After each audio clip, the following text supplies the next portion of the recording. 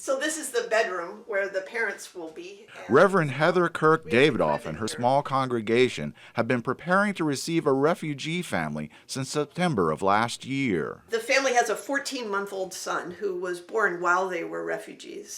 Recently, they learned they would receive an Afghan family with 4 children who had fled their homeland. The church began preparing this rented townhouse, thinking the family would arrive before President Trump took action on his promise to limit the influx of refugees. Everything is here. Every utensil and plate and glass. Then on January 27th, Trump signed an executive order banning all refugee admissions to the U.S. for 120 days.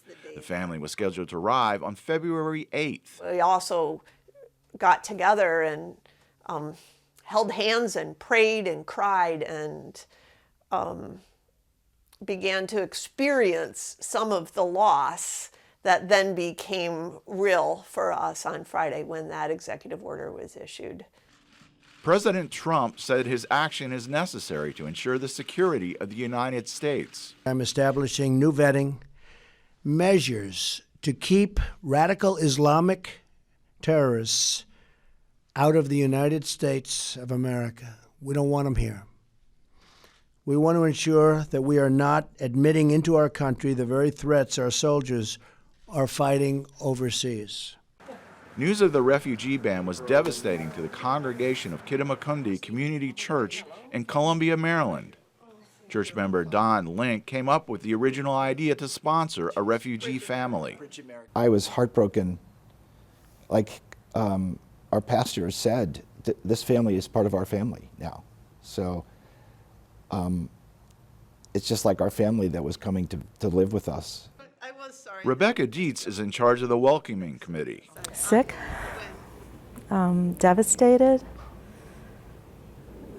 Couldn't imagine what they must be feeling like to have gotten so close to their next move in a long journey. Kirk Davidoff also is concerned about the message the refugee ban sends to the rest of the world. I really felt ashamed.